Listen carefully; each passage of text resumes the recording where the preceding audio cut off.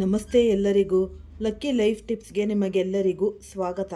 ಕುಂಭರಾಶಿಯವರೇ, ಈ 2026 ನಿಮ್ಮ ಜೀವನದಲ್ಲಿ ಅತೀ ದೊಡ್ಡದಾದ ಈ ಬದಲಾವಣೆಯನ್ನು ನೀವು ಕಾಣ್ತೀರಾ.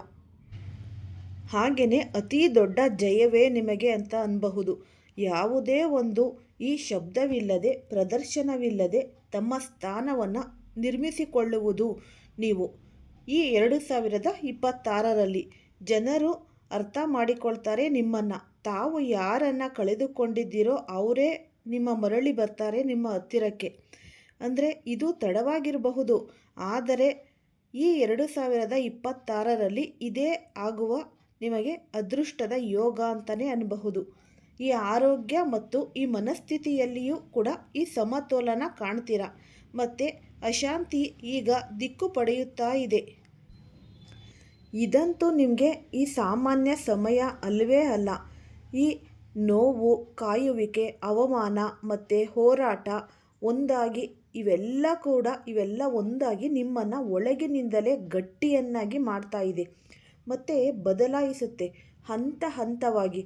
ನೀವು ಯಾರಿಗೂ ಕೂಡ ಹೇಳದ ಅನೇಕ ಸಂಗತಿಗಳು ಇವೆ. ಜನರು ಎಂದಿಗೂ ಅರ್ಥ ಮಾಡಿಕೊಳ್ಳದ ಅನೇಕ ಸಂಗತಿಗಳು ಇಲ್ಲಿ ಕಾಣಬಹುದು. ಈ ಹೊರಗಿನಿಂದ ನೀವು ಶಾಂತವಾಗಿ ಕಾಣಿಸಿಕೊಳ್ತೀರಾ, ಆದರೆ ನಿರಂತರ ಈ ಮನಸ್ಸಿನೊಳಗೆ ಯಾವಾಗಲೂ ಕೂಡ ಏನಾದರೂ ಒಂದು ಯುದ್ಧ ಅನ್ನೋದು ನೀವು ಥಿಂಕಿಂಗ್ ಮಾಡ್ತಾನೆ ಇರ್ತೀರ.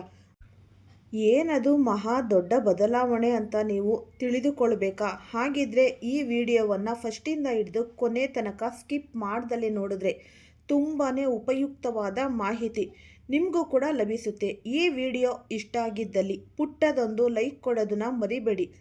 ಈ ರಾಶಿಯವರು ಯಾರೆಲ್ಲ ಇದ್ದೀರಾ ಅವರು ಹೆಚ್ಚಾಗಿ ಈ ವಿಡಿಯೋವನ್ನು ಶೇರ್ ಮಾಡಿ.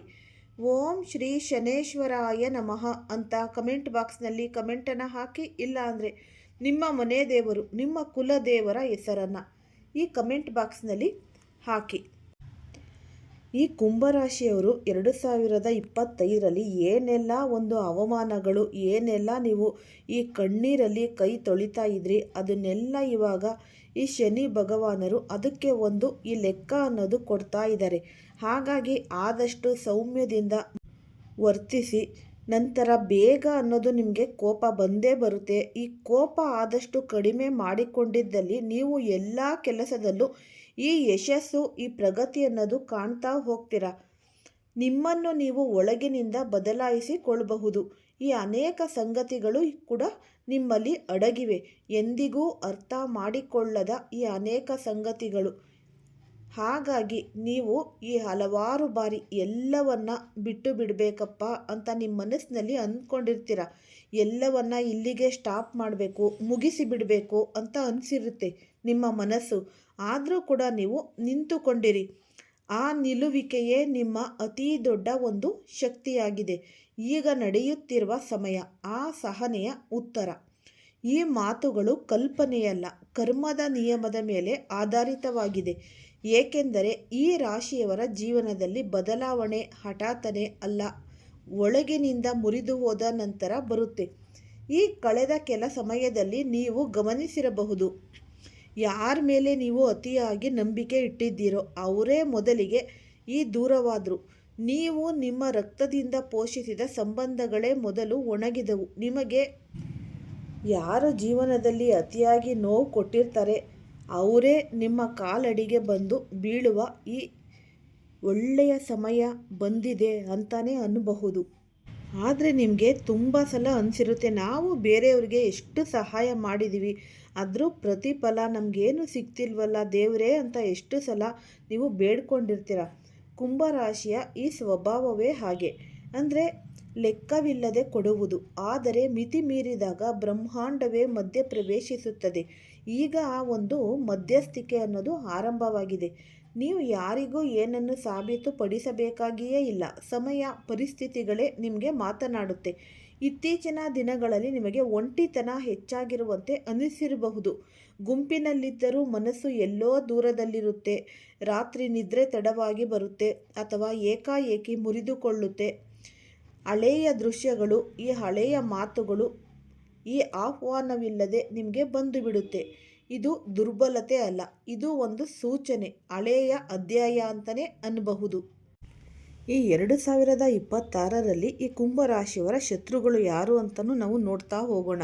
ಅದರಲ್ಲೂ ಕೂಡ ನೀವು ಈ ಏನಪ್ಪ ಅಂತ ಅಂದರೆ ಈ ಭಗವಂತನ ಒಂದು ನ್ಯಾಯಾಲಯದಲ್ಲಿ ತೀರ್ಪು ಅನ್ನೋದು ಆಗಿರುವಾಗ ಮಾತ್ರ ಇಂಥ ಈ ಉತ್ತರಗಳು ನಿಮಗೆ ಸಿಗ್ತಾ ಹೋಗುತ್ತೆ. ಯಾರದ್ದೋ ಜೀವನದ ಕೊನೆಯ ಪುಟ ತಿರುಗಲು ಸಿದ್ಧವಾಗಿರುವಾಗ, ಯಾರದ್ದೋ ಕರ್ಮಗಳ ಪಾತ್ರೆ ತುಂಬಿರುವಾಗ, ಉಕ್ಕುವ ಹಂತಕ್ಕೆ ಬಂದಾಗ ಈ ಮಾತುಗಳು ಕೇಳಿಸುತ್ತೆ. ಇಂದು ನಾನು ನಿಮಗೆ ಸ್ಪಷ್ಟವಾಗಿ ಈ ತಿಳಿಸುತ್ತಿರುವ ವಿಷಯ ಏನಪ್ಪ ಅಂತ ಅಂದರೆ, ಆದಷ್ಟು ಈ ಕಷ್ಟ ಅಂತ ಬಂದಾಗ ನೀವು ಭಗವಂತನನ್ನು ನಂಬಿ. ಹಾಗಾಗಿ ಈ ಮಾತುಗಳು ನಿಮಗೆ ಬೇಗನೆ ಕೇಳಿಸುತ್ತೆ.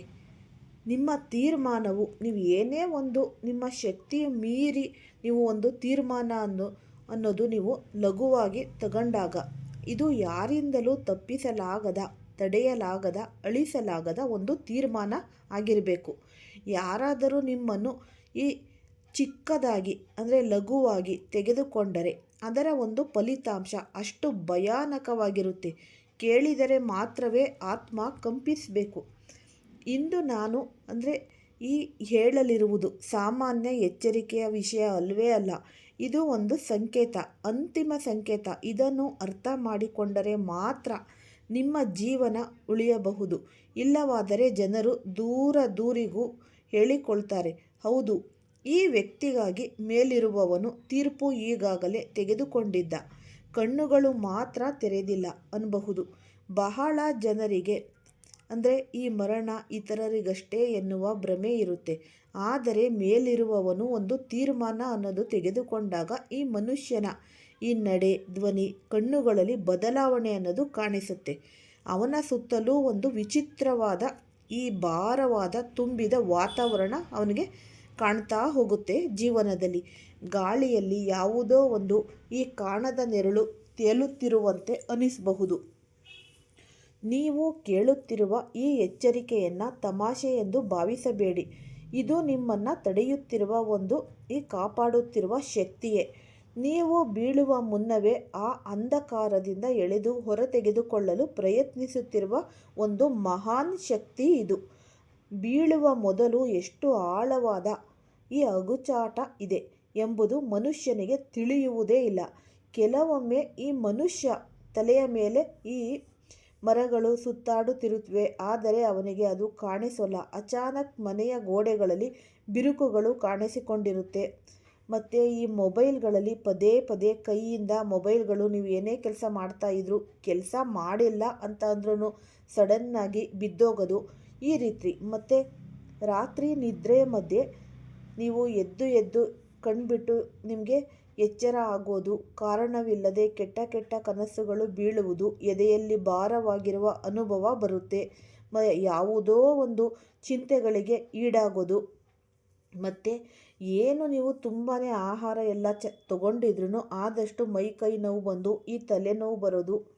ಹಾಗಾಗಿ ಈ ರೀತಿ ಅಪಾಯಕಾರಿ, ಅಚಾನಕ ಅಶಾಂತಿ ಇಲ್ಲದೆ ಇರುವುದು, ಈ ಭಯಭೀತರಾಗುವುದು, ದುರ್ಬಲವಾಗುತ್ತೆ. ಇವೆಲ್ಲವೂ ಸಂಕೇತಗಳೇ. ಜನರು ಇವನ್ನು ತಮಾಷೆ ಎಂದು ತೆಗೆದುಕೊಳ್ತಾರೆ. ನಂತರ ಈ ಒಂದಿನ ಪತ್ರಿಕೆಯಲ್ಲಿ ಅಂದರೆ ಹೆಸರು ಮುದ್ರಣವಾಗುತ್ತೆ. ಮೇಲಿರುವವನು ಯಾವಾಗ ಯಾರ ಮೇಲೆ ತೀರ್ಮಾನ ತೆಗೆದುಕೊಳ್ತಾನೆ ಅನ್ನೋದು ಯಾರಿಗೂ ಸಹ ಗೊತ್ತೇ ಇರೋಲ್ಲ.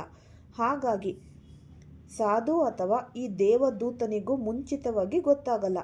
ಸಂಕೇತಗಳು ಕಾಣಿಸಲು ಪ್ರಾರಂಭವಾದರೆ ತೀರ್ಮಾನ ತೆಗೆದುಕೊಳ್ಳಲಾಗಿದೆ ಎಂದರ್ಥ ಮಾಡಿಕೊಳ್ಬೇಕು.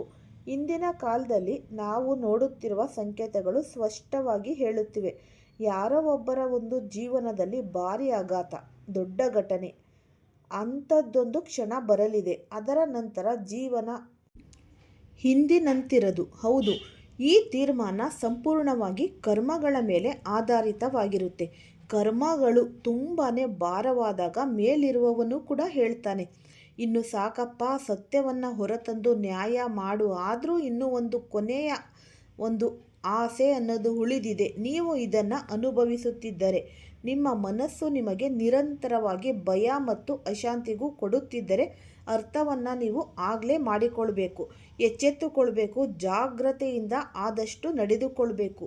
ಮೇಲಿರುವವನು ನಿಮ್ಮನ್ನು ಉಳಿಸಲು ಪ್ರಯತ್ನಿಸುತ್ತಾನೆ, ಏಕೆಂದರೆ ಈ ಒಂದು ಮರಣದ ಸಂಕೇತಗಳು ಅತಿ ಭಾರವಾದ ಕರ್ಮಗಳು ಇರುವವರಿಗೆ ಮಾತ್ರ ಸ್ಪಷ್ಟವಾಗಿ ಕಾಣಿಸಲ್ಪಡುತ್ತೆ ಮತ್ತು ಈ ಒಂದು ಸಮಯದಲ್ಲಿ ಈ ಎಚ್ಚರಿಕೆ ನಿಮ್ಮ ಕಿವಿಗೆ ಬೀಳುತ್ತೆ.